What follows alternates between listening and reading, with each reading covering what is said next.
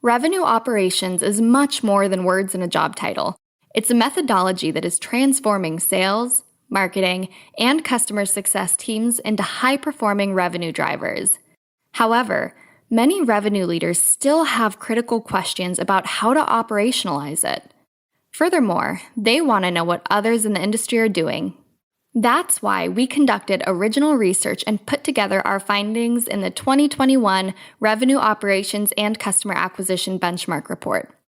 In partnership with RevOps Squared, we asked hundreds of cross-departmental revenue leaders across top companies to reveal their approach to revenue planning, analytics and revenue operations, and customer acquisition. We've identified exactly how teams are aligning to hit their revenue targets, as well as the new activity, pipeline, and customer acquisition benchmarks to strive for in 2021 and beyond. Download the entire report for free at ringdna.com/RevOpsReport. What if your sales team could know the moment a buyer arrives on your website and talk with them instantly? With Qualified's conversational sales and marketing platform purpose-built for Salesforce, that's all possible. It's not rocket science, it's common sense. Conversations move deals forward. Live chat, voice calls, and meeting bookers accelerate sales conversations without a single email exchange. Capture prospects in that magic moment when they're most interested in learning about your business. Head on over to qualified.com to chat with their team and learn more.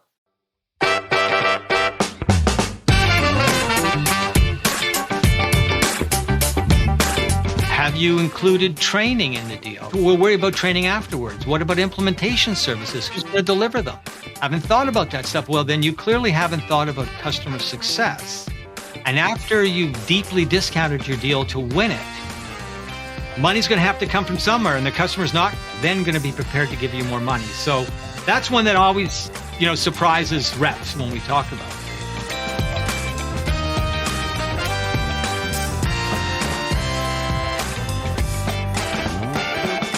Hi, friends. Welcome to the Sales Enablement Podcast. I'm your host, Andy Paul. That was Jeff Goldstein. Jeff is the founder of SalesLeadersOnly.com, and he's the author of a new book titled Winning the Six-Figure Sale, a sales leader's guide to win more big deals with my proven three-step system. And so we're going to talk about Jeff's three-step system today. In our conversation, we get into how to win big deals and how to do it in a consistent fashion, which is problematic for many sales organizations. Because as Jeff shares, the problem starts with sales leaders, many of whom have experience and instinct, but very little training or very little planning around big deal management. In fact, in his research, Jeff found sales leaders telling him that if 50% of their quarterly sales funnel was made up of less than 10 deals, let's say, 95% of them had no structured process or system to inspect, assess, and coach their teams through these big deals in their funnels. So we dive into Jeff's three-step system for sales managers to use to improve their forecast accuracy and win rates by inspecting, assessing, and coaching big deals. And we dig into the details of each of these three steps because you'll see there's some sub-steps as well, including Jeff's idea around what he calls the look-back question. It's a great question to integrate into your sales management process because it really forces sellers to come to terms with whether they really understand their buyer and their priorities and how and why they're going to make the decision. So we're going to get into all that and much, much more. But before we get to Jeff, I want to remind you to subscribe to this podcast wherever you listen to it. And if you subscribe, well, we'd certainly appreciate it if you could give us a review. So thank you. All right, let's jump into it. Jeff, welcome to the show. Andy, thanks so much. A real pleasure to be here. A pleasure to have you here. So you're joining us from north of the border, land of endless summer at this time of year. Yes, indeed. Well, Toronto, not quite so much as Calgary, but we are in full bloom in summer. We're quite enjoying it. Yeah, I remember years ago when I was still playing golf, gave up, but on vacation at a resort somewhere in California, and I was playing with this guy who was an attorney from Ottawa, and he played like 500 rounds of golf a year. But he said the key was, during the summer, he played 36 holes a day, multiple times during the week. I guess, and he was playing, into the 9, 10 o'clock period. So guess you got to love golf to do that. Yeah. And, unlike California, we don't start till end of April and we finish by November. So it's half the year you have. So he has to play twice as much to do those kind of numbers for sure. Well, he was doing twice as much, and then he'd go away to Florida for weeks at a time and play 36 holes a day there. And it's just like, well, anyway, let's talk about you. So tell us a little bit about yourself. All right. Well, I'm an engineer by training, but I've spent my entire career as a salesperson, right? So finished school, spent a couple of work terms through my engineering program with IBM. And then as a fresh new grad, moved from Waterloo is where I went to school, out to Vancouver for the first of a couple of times, and started with Hewlett-Packard. So, got it. Began my sales career when Hewlett-Packard was still Hewlett-Packard and wasn't broken up and all that good stuff. HP 3000. I sold HP 3000s. There you go, Andy. Yeah, well, dating you and me. Yeah, go ahead. Yeah, exactly. So I spent the 80s really with Hewlett-Packard. I left because HP was getting too big. At the time, it was a $12 billion sales organization. And I got tired of people telling me, you work at HP, it's got a great culture, but you'll never make any money. And I thought as a sales guy, that was part of the plan, right? So I left HP, went to a small electronics distributor, PC business for a while. Then I joined Data General, which was $1.5 billion. We're touching all the bases. Yeah, there you go. DG at the time was $1.5 billion company. It got bought by EMC, which was a $40 billion company. By then, it did get too big, so I took some time off and joined NetApp. I don't know if you're familiar with NetApp. I am. Do you know Lori Harmon? No. Oh, she VP of Inside Sales for them. Been on the show. Oh, fantastic! So I spent 15 years at NetApp. When I started, I was responsible for the country. After my my last assignment at Data General, I became country manager. Then joined NetApp as VP of Sales and General Manager. And and when I started, we were 15 people and 17 million. And when I left 15 years later, NetApp Canada was about 200 million with 125 people. So really experienced explosive growth. It was a high growth organization. Really enjoyed my run. It was fantastic. I took a kick at retiring. I was pretty young, but I had done well. I thought I could play more golf. Yeah. And I tried that too. Yeah. It was February. By the time I cleaned out my sock drawer for the second time, my wife said, you should go back and do another gig. So I joined Veeam Software. They're a backup and data management company, about $1 billion company, software company in the SaaS world and the cloud world, to get some experience there. And then retired about 2.5 years ago.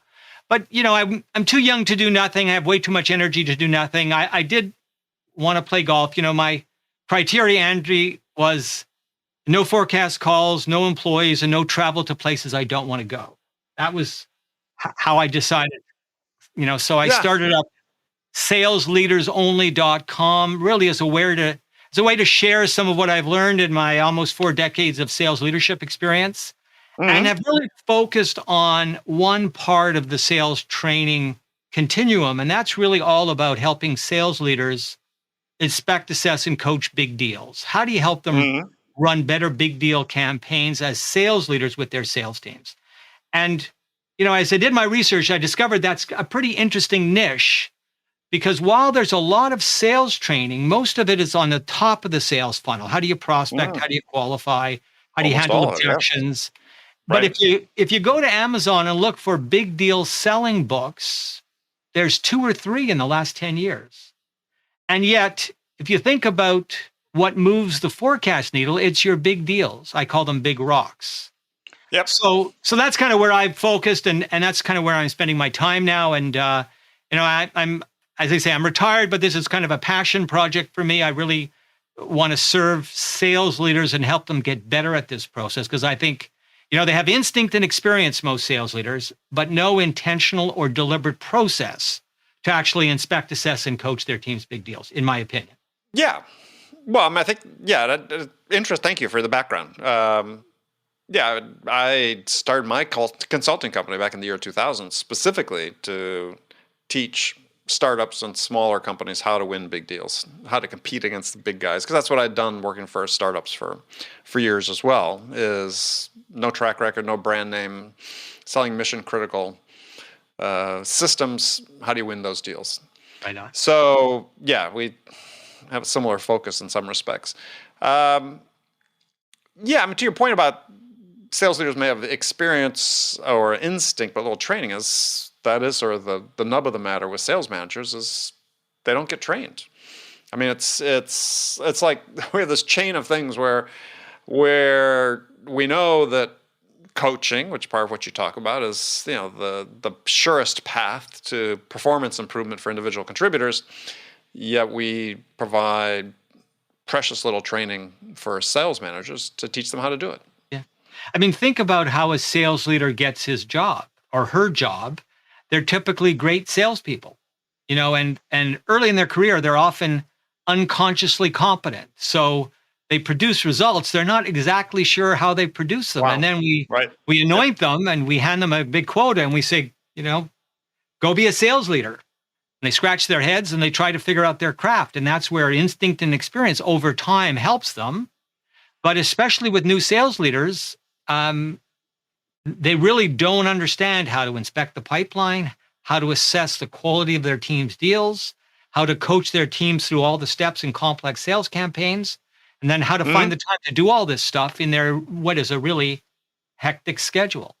You address that specific point in the book about the timing, which is, and this has become more of a problem during, the golden age of sales we're in, where we've got all this great technology to help us, but it also puts more emphasis on reporting. And you said you had a manager told you at one point your job was not to report the news, your job was to go make the news, which I thought was a very wise thing for someone to tell you.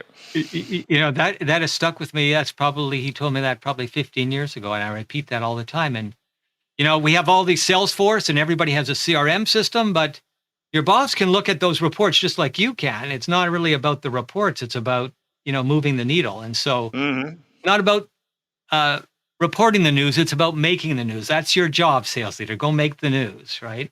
Yeah, absolutely. Well, I think it's a great statement. Hopefully people write that down when they hear it because I can't begin to count the number of times, I've heard from sales leaders that, I'd love to coach, but just so busy with reporting requirements and other things that that my boss wants that, so I'm prioritizing that as opposed to helping my people get better.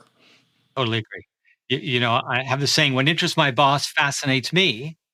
And so, especially when quarters get tough, we get to the end of the quarter, we spend more time forecasting the business than we actually do going and help close it. So it certainly is a challenge. And some organizations, I've been in tech my whole career. Some large organizations, do a weekly forecast call. I tell people I've done over 3,000 forecast calls.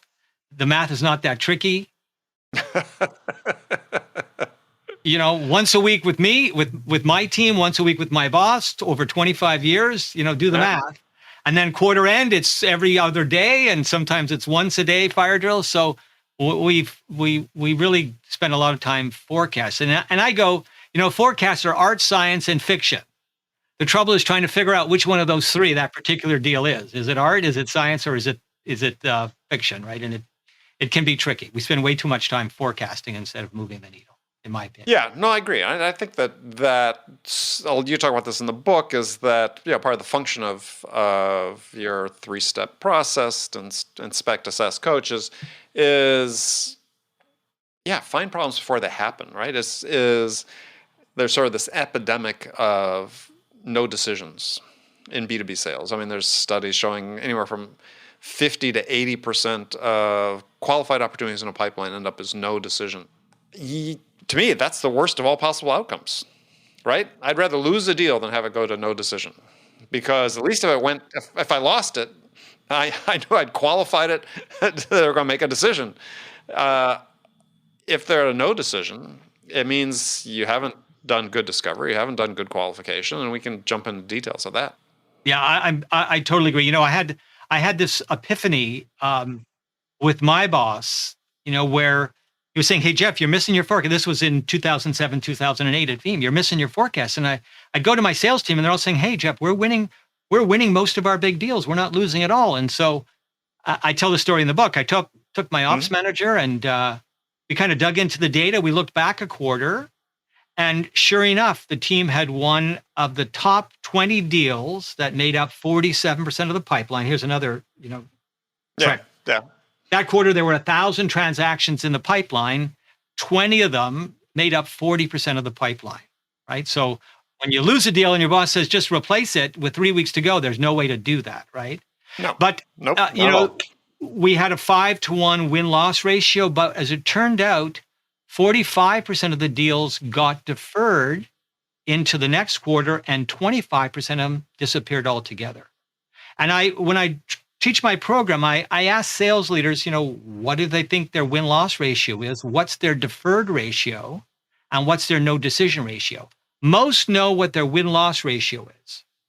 Most don't know what their deferred ratio is, and most don't know how many deals that were in their forecast, big deals at the start of the quarter, disappeared altogether. Because frankly, reps don't throw their hand up and say, "Hey, I had a really good deal that got deferred," or "Hey, they decided to do nothing." Nobody talks about those.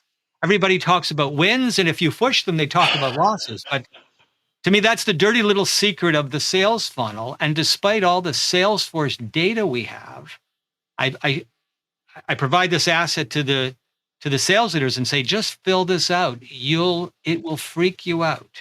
And I think, Andy, the recession exacerbates that problem because VPs of finance and everybody's under pressure to only spend money if it's critical. And so what might have been good deals before or deals that your buyer would have bought from you before don't get funded and just don't happen. So it's but that gets back to it. But that can be accounted for in your process if you're inspecting, because in a recession, what customers still have problems that need to be solved, but they might want a smaller portion of it solved. What's the time to value for the solution? So if we can provide something that's a shorter time to value with more immediate payback, that'll still get funded even in a recession.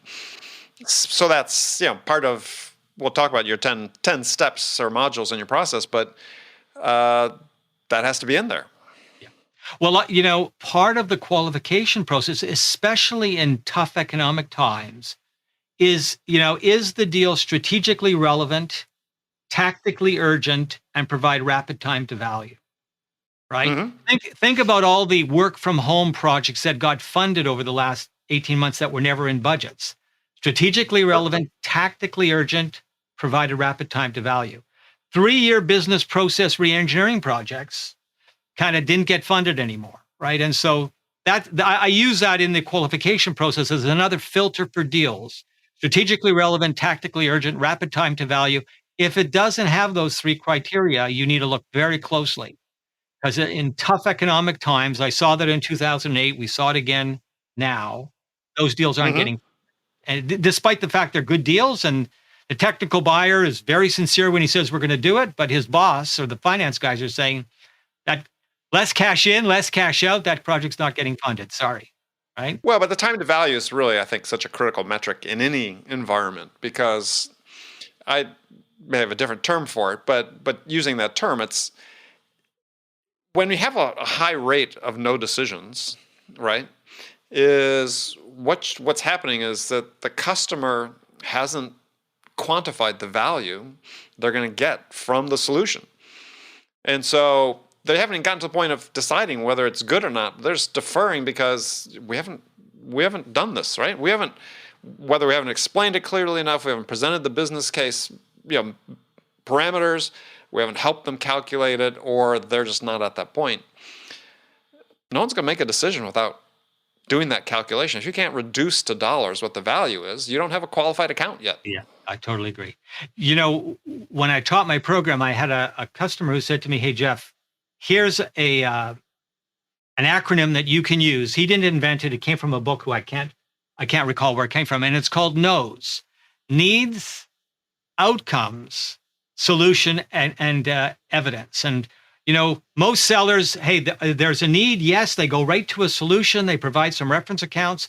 What they forget to talk about is, what is the business outcome that's going to derive from this problem you're trying to solve.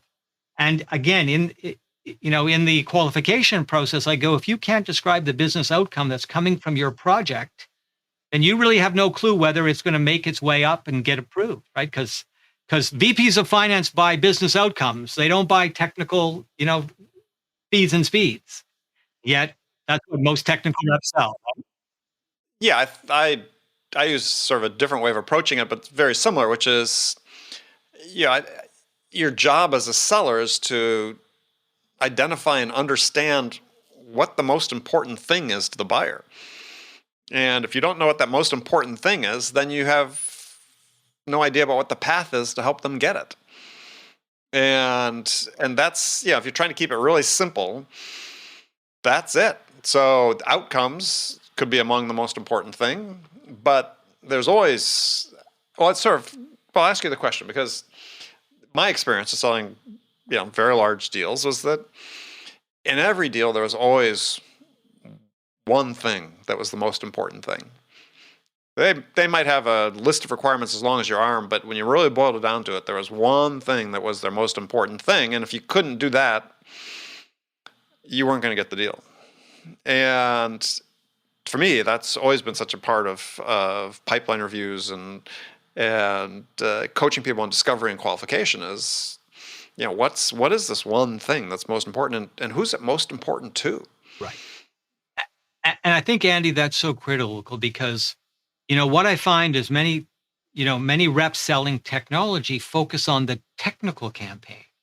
And I always tell sales teams, there's always two campaigns going on in your deal. There's a technical campaign and there's a financial political campaign. Mm-hmm. And when you say, hey, what's the one thing? Well, that's my technical buyer, but he may not actually be the person approving the funds. He often isn't. Mm-hmm. So I often remind people, this is why it's complex. There's many stakeholders in a complex sales campaign. The number is probably close to 6.5 key decision makers in a deal. And one of the ways I can qualify with a sales team, whether they're running a good sales campaign, is how wide and deep they're actually selling. Mm-hmm. Are they selling? That's where the relationship map comes in. Are you selling to a technical buyer and technical recommender? Have you met the financial decision maker? Do you have a coach who's influencing? And, reps' heads their eyes get starry when they go, hey, Jeff, how am I going to figure all that out? Well, that's your job, right? Yeah. Well, so go through those three questions that you asked to make sure people understand the relationship map. So the questions are, have you met the key decision makers in person? Yes or no? Are they pro-neutral? How do they feel about your solution? And where are they in the power base? So it's basically, I would do these big rock reviews with sales teams, and I go, let's talk about, who you're talking to. And if it's a big a big account, they'd pull out the org chart and there'd be 40 people on the org chart. And I go, well, no, I want to know, who's the technical recommender, who's the technical decision maker, who's the financial buyer? Do you have a coach? Is there a Fox? Who's your partners? And then I just want to know in each box, have you met them in person? How do they feel about you? And are they in the power base? And I could tell a tremendous amount about whether we were going to win that deal around how wide and deep we were selling. And often, because I'm talking to technical sales reps often who love to talk about technology to the technical recommender and technical decision maker.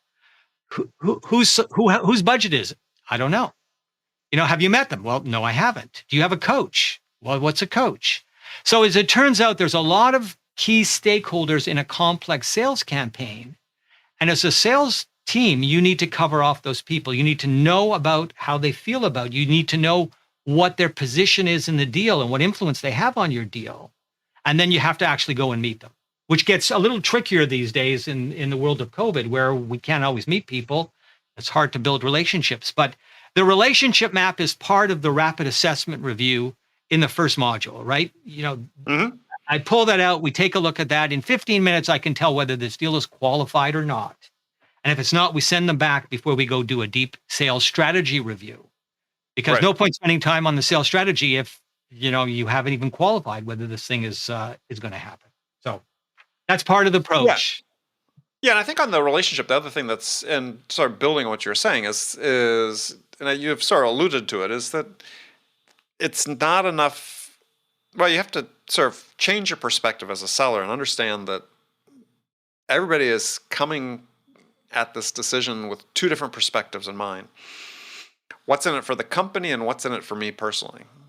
And if you don't understand both those perspectives, you think about it, if there's 6.5 stakeholders, there's really 13 stakeholders because everybody's two. And you need to understand both perspectives because you're dealing with human beings, and human beings' motivations in some cases might be more driven by what's in it for them than what's in it for the company. And I've certainly had experience where dealing with stakeholders where they say, and key decision makers, is like, well, I think this is great for the company, but yeah, this is not great for me.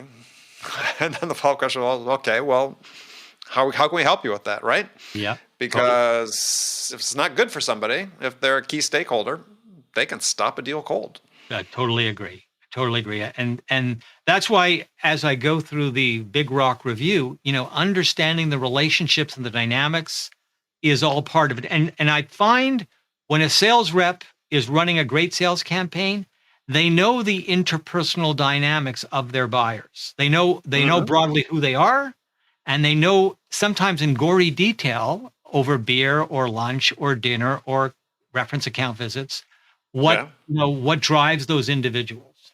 The reps who are quoting and hoping are running technical campaigns to technical buyers and really are often oblivious from the fact that there's other dynamics going on, and then they wonder often why they lose their deal. We had the best technical solution, yet we lost. Must have been price.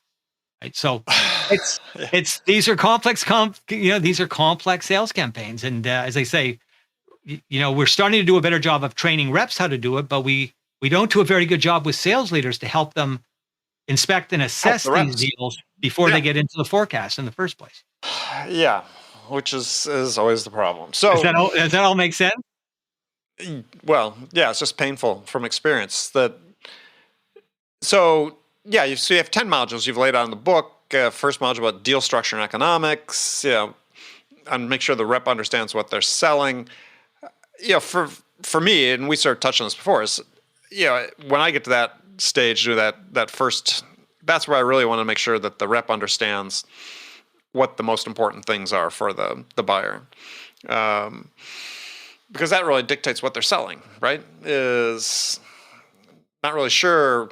If I'm just pitching a solution, that's one thing. But if I'm trying to solve a problem, then I need to understand what that problem is first. So, but if the reps are at that, I'm sure you've experienced this countless times as I have. I do this type of review.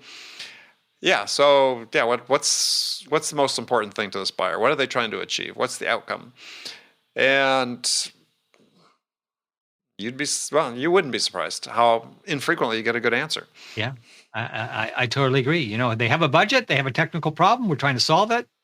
That's sort of where this, and you sort of use this term in the book, but that's why people sort of, look down their noses at BANT, because it's just that superficial, I know I have this assortment of facts. I know they've got budget. Yes, this person has authority, but I don't understand anything, right? I know these things, but I have no understanding of what they mean and how this is going to apply in this case. Just have to go much deeper. Yeah, totally agree. And then, and I appreciate BANT's been around forever, and people go, hey, Jeff, BANT's old news. Well, we've kind of tuned it up for the current economic times, and it's, do they have a budget? Has the budget been released? It's just a simple question like that. Well, my customer said he has the budget. Well, the beginning of this recession, stuff was in the budget that was never going to be spent. Has it been released? Well, I don't know. Well, let's go find out, right? What's changed in the customer's approval process? Well, nothing's changed. In recessions, things always change about the budget. And even if that guy's been buying from you or gal for 5 years, in a recession, their approval process has changed. You need to go find out what's changed. Pretty straightforward. Or CFO just holds purchase orders because the quarter's going to be bad. I mean, I had one time HP was a customer of mine. They were notorious for that, managing earnings. You knew that if you were in danger, if you had a rep that had a deal with HP, an opportunity with HP, it was sort of migrating toward the last month of the quarter.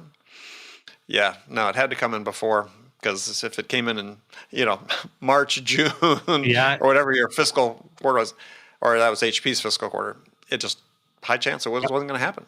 yeah, I totally agree. So You- so BANT is still, it's just some of the fundamentals: budget, budget, authority, um, need or business outcome, and timing. Those four things are just table stakes from my perspective. That Yeah, that well, I are think it's like a first level of qualification, right? This is for me, it's information gathering, because to your point about, is the budget been released? I think it's a great question, but the budget's not going to be released till there's a business case, as we talked about, right? So, and yeah, it just depends where you are in your process, whether you have gotten to that point where you can do that. But yeah, it's an important thing. And I think the other thing we also touched on before, which is I think is also important for sellers to keep in mind, even in big deals. And this is where the business case and the budget comes back. There's a study done, I don't know, 8 years or so ago, and I don't think it's probably changed. Though I'm sure it changed in COVID, but as a rule of thumb, is that it was only like a quarter of sort of business purchases were actually budgeted at the start of a fiscal year. right, right. So if you've got a business case, you've got a compelling reason that you can help somebody achieve something that's really important to them, they'll find budget. Yeah, But you totally. have to have the business case. Totally agree. Strategically relevant, tactically urgent, rapid time to value are part of what goes into the business case, and not everything gets funded, even if it gets budgeted. Yeah. Right. Well, I think that's the thing that's so critical, that the time to value is I think that's, even though it became more front and center during COVID, the fact is it's always been important. Yes, sir. Right. I mean, I found as a smaller company competing against multi-billion-dollar corporations when I was selling large deals for small companies, that was one of our advantages, actually, is that we were more flexible and agile in terms of sizing the deal to get a shorter time to value than the big guys, who were more concerned with they had bigger quotas. They had to chew things off in bigger bites. Yeah. That became something that you consciously look at, because it's not just making the deal smaller. What you're saying is, I'm going to make it smaller, but I'm going to show you a verified return much more quickly. I totally agree. The other part of that, of course, is risk, right? And certainly in tough economic times, customers worry more about risk than perhaps when you have tons of money and money's not a problem, people will take some flyers. But when money gets tight and you have a limited amount of budget to fund all the things you want to fund, thinking about what the risk of this decision is from the customer's perspective is important. And we talk about risk a little later on in the sales strategy review. But most reps go, what could cause this project to fail? I don't know. Well, I promise you, your customer's thinking about that. Why aren't you? Right? Well, so we get into risk a little later. The rapid assessment review is 50 minutes at the front end to help the rep and his sales leader understand, or her sales leader understand, kind of what's the broad strokes of the deal. Is this thing going to happen? Do you know enough about your deal? Yes, we do. Okay. Then we go into a sales strategy review where we go through the rest of the steps and we dig much deeper into those things that we'll talk about. So, well, and I think with the rapid review, you've surfaced so many things, right? And it doesn't have to be detailed all the time. It's like, do they know enough about their account? And I sort of have this rule of thumb that I developed over the years that there's sort of an inverse relationship between the degree to which the rep got defensive about how much they knew about the account and the odds of it actually happening. Yeah. Right? I'm sure you've been in those meetings where reps get red in the face, swear they know what's going on. It's like, that's the BS meter. My BS meter over time, 3,000 forecast calls, it gets pretty good. And I go, that dog don't hunt, right? Well, the more insistent they became that's really going to happen, it's like, nope. You're just thinking to myself, let's take this one out of the pipeline. This is never going to happen. I totally agree. And that's why, Andy, early on, I've been doing this Big Rock review process probably for 5+ years now. And at the beginning, it was a 1-hour review with the sales team where we went through all the modules. And what I discovered is, just scheduling up 5 or 6 people on a review can be tough to do. Mm-hmm. And I'd get into 7 minutes into the review and go, this thing's not qualified. Like, let's not spend any more talking about a deal we don't know enough about. So what I've then done is I've really broken out the Big Rock review into two components. The rapid assessment review, that's the rep and the manager, 15 minutes. And then if it's qualified and if the rep knows enough, then we do 45 minutes in a sales strategy review. And, you may recall Miller Hyman and blue sheets and red flags. Well, I didn't get my expense reports unless I fill out my blue sheets and turn them in. Yes.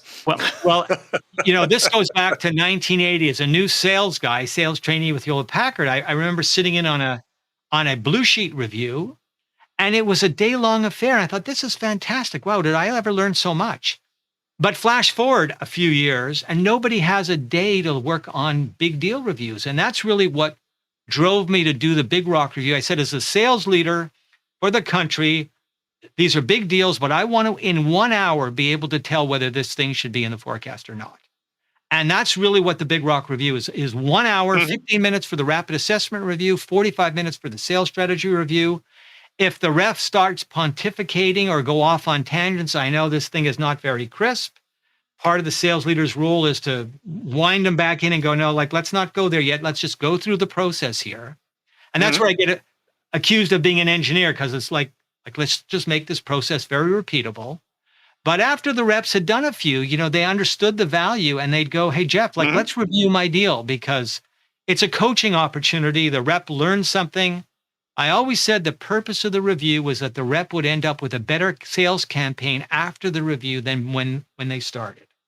And if the reps see value in it, they get an extra set of eyes on their deal. They start to highlight the stuff they don't know. Most sales reps want to close the gaps and run better sales campaigns, because that's how they earn commissions. But everybody's so stressed for time. But I go, as a sales leader, I show you how to take 10% of your time focused on the biggest deals in your business, and what could give you a bigger return than spending 10% of your time inspecting, assessing, and coaching your team around the big deals. Right. And when I say it like that, leaders go, yeah, that kind of makes sense. Even though they're incredibly busy, right? Critical few, maintenance many. There's a lot of stuff they're doing that they shouldn't be doing. They've just been doing it by habit. And I show them, in the fourth module, inspect, assess, coach, and implement, how to carve out 10% of their time to implement a new intentional and deliberate process. And I've done this many times, and they don't go, Jeff, that's BS. They go, wow, okay, there's some cool ideas in there. Yeah, I mean, I was sharing the story, a similar story with a CEO a few weeks ago, which is, one company I worked for, we always sold big deals. This is, communications equipment, in today's dollars, multiple millions of dollars worth of deals. And every Monday for an hour with the CEO, big deal review. Yeah. And structured a little differently than what you have here, but in essence, somewhat the same. And what was critical is that around the table were the CEO and all the VPs of the major departments. And the salesperson got up and presented, the account executive, it could be the account manager if it was an ongoing deal. And woe unto those VPs who weren't actively supporting getting the deals done, whether it was a renewal or whether it was a new deal. Those, you spoke straight to the top executive staff, and it was so effective because you got everybody pulling together. You got great perspectives from a variety of different people and variety of backgrounds, at the senior level, to input into the deals, and we were just hugely effective. So here's a story, Andy, that really precipitated me doing this, right? I had an inkling that big deal reviews was important because I'd done them and just saw all the value. Sure. And so rather than do a survey, this is, when I retired for the second time, I picked up the phone, I called 40 sales leaders, VPs, GMs, guys and gals who ran 40 biggest partners and vendors in Canada. And I asked them this question: do you have an intentional and deliberate process to inspect your big deals? And I was shocked at the answer. And the answer was, well, we have the forecast. I go, no, the forecast call doesn't count. Out of the 40, 37 of them, by the time we got explicit, said, no, I really don't have a very specific process. We have instinct and experience. And I went, wow, that's amazing. And it turns out one of the three who said he had a process became my first customer.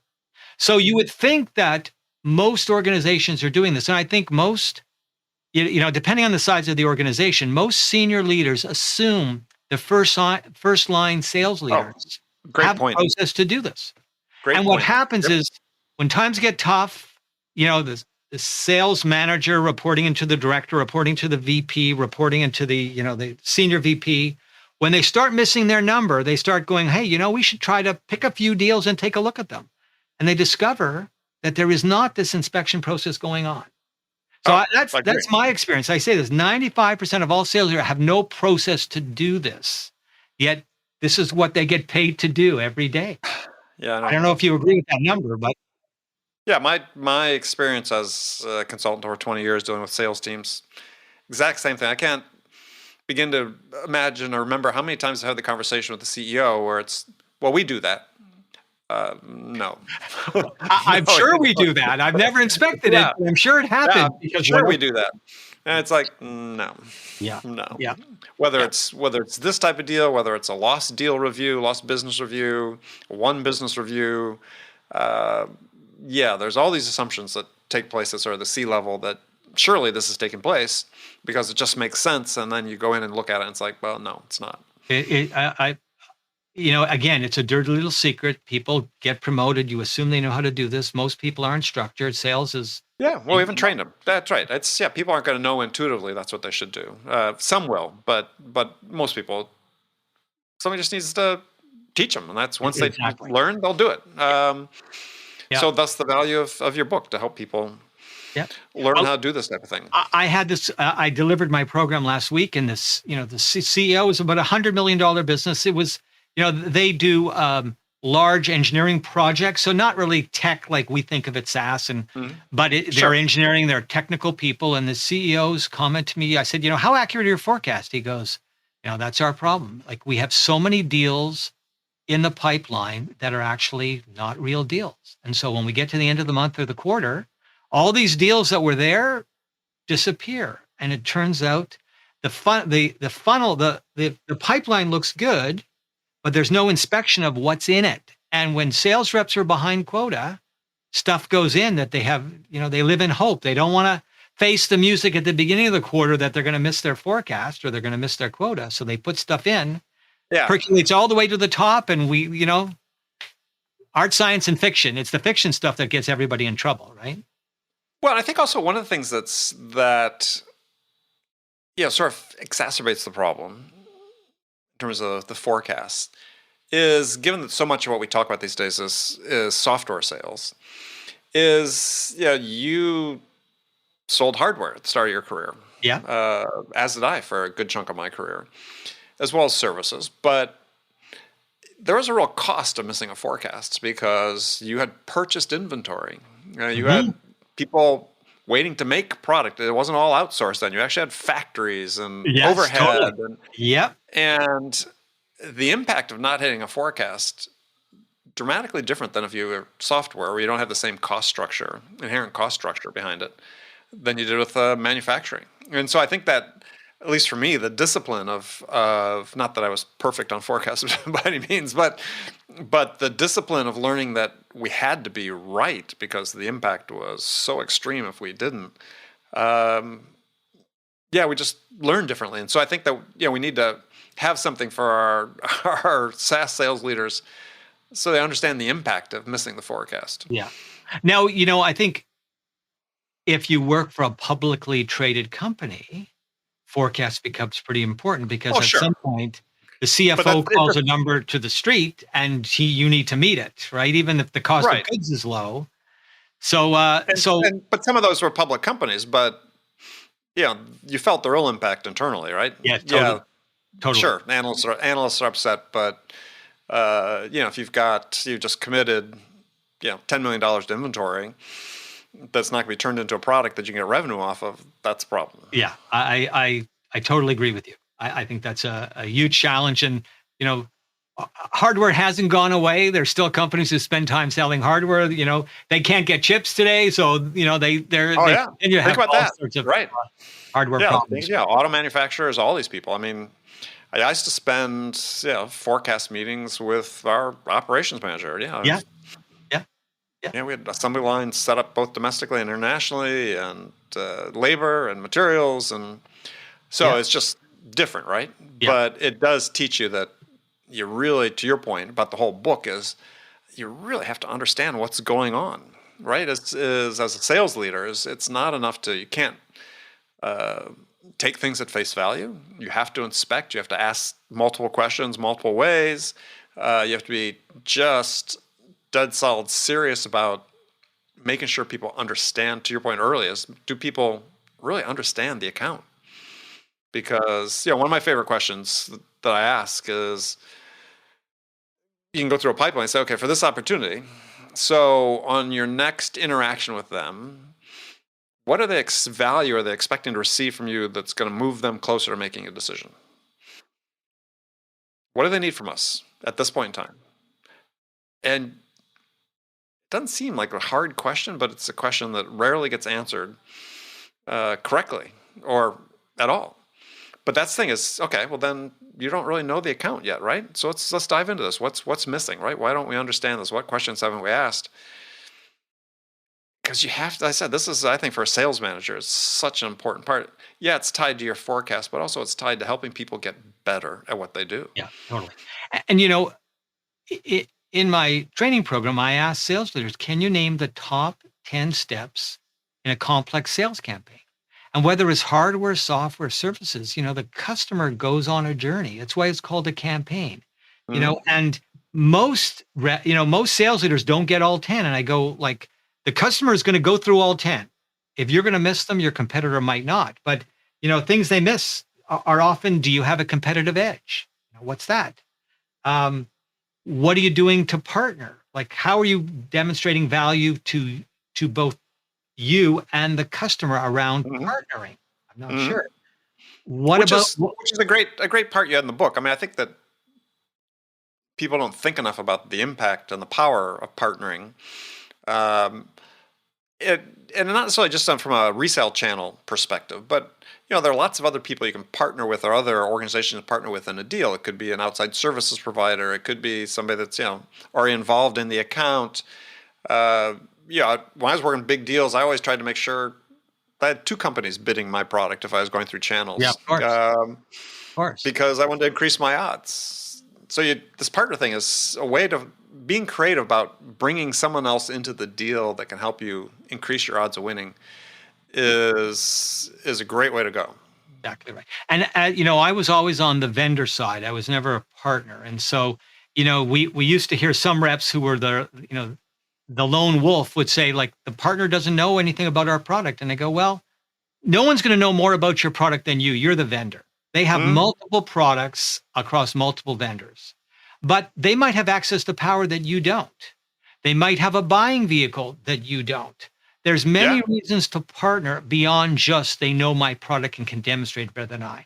And reps would go, I never really thought about that. And so I think the ecosystem can bring value to a campaign beyond just their technical ability to talk about their product. I talk about things like customer success. What are you doing to ensure customer success before you get your purchase order? Like straightforward question. Oh, I don't know. At IBM, this is 1,000 years ago, they talk about sell, install, support. And if you're selling to an annuity customer where you hope to sell a second time, you got to sell it, you got to install it, you got to support it. Until you do all those three things well, you don't get an opportunity to sell again. Oh, that's all related to customer success. And that's where risk comes in. What's the risk? What are the risks in this deal? What could cause this deal to go off the rails once they've bought it? If you don't think about that, that's where the implementation gets into trouble. I've already discounted both pre-sale and post-sale, I think. Pre-sale and post-sale, exactly. I mean, so the customer's assessment of the risk of doing business with you, whether you're implementation risk, financial risk, whatever, you have the same analysis of the customer, right? Do they have the resources and the wherewithal to actually make the system a success? Totally. Have you included training in the deal? Well, we'll worry about training afterwards. What about implementation services? Mm-hmm. Who's going to deliver them? Haven't thought about that stuff. Well, then you clearly haven't thought about customer success. And Right. after you've deeply discounted your deal to win it, money's going to have to come from somewhere, and the customer's not then going to be prepared to give you more money. So that's one that Discount. always, surprises reps when we talk about it. Yeah. Right? All right. Well, Jeff, we could go on and on, but unfortunately, we reached the end of time. So, well, not the end of time, but the end of our time today. So, if people want to learn more about the book or connect with you, what's the best way to do that? The best way to do that is to go to SalesLeadersOnly.com/sales enablement. So I've built a bit of a landing page for your audience, Andy, and what they'll do is they'll find some of these assets here. They'll find the big deal roadmap we talked about. These are the 10 steps in a complex SAM. They can download it. They'll find the rapid assessment review, the questions. They'll also find a document I call the top 10 questions you should be asking but probably aren't.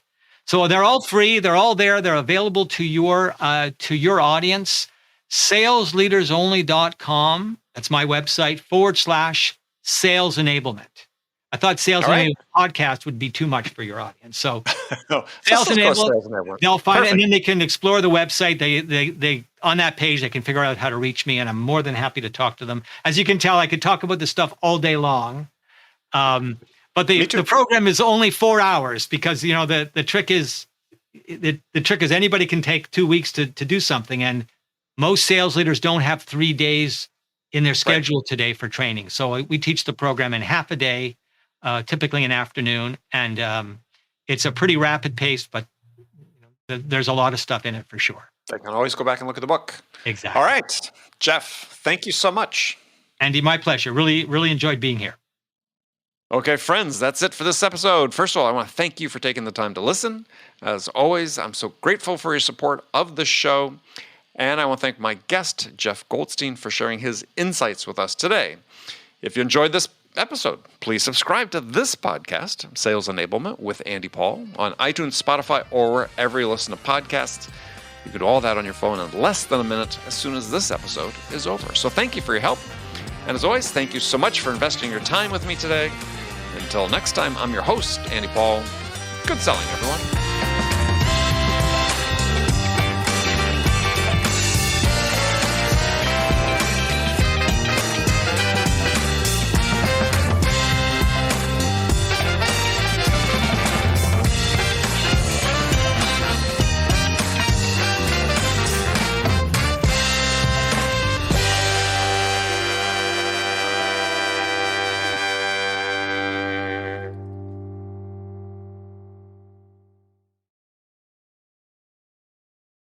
Hi, friends. I have something really exciting to share with you. We're launching a new podcast called the RevOps Podcast as part of the Ring DNA podcast family. Today's leading B2B companies are embracing revenue operations as the answer to misaligned people, processes, and data that lead to recurring sales inefficiencies. However, many people still have critical questions about RevOps. What processes and tools do I need? How do I structure my team? How do I measure outcomes across sales, marketing, and customer success? And what are the best practices for doing that? So join Jordan Henderson, Jonathan Stevens, and Brandon Redlinger, and some of the world's leading revenue operations leaders as they tackle the important questions many of you face today when building a RevOps function. From Ring DNA, the company that transforms sales teams into high-performing revenue drivers, comes a podcast guaranteed to go beneath the surface-level conversations and dive deep into the world of RevOps. Your hosts deliver unfiltered, thought-provoking discussions and actionable takeaways on every episode about the ideas, processes, and technology changing the B2B sales landscape. Visit ringdna.com/RevOps to learn more or subscribe now on your favorite podcast player. What if your sales team could know the moment a buyer arrives on your website and talk with them instantly? With Qualified's conversational sales and marketing platform purpose-built for Salesforce, that's all possible. It's not rocket science, it's common sense. Conversations move deals forward. Live chat, voice calls, and meeting bookers accelerate sales conversations without a single email exchange. Capture prospects in that magic moment when they're most interested in learning about your business. Head on over to qualified.com to chat with their team and learn more.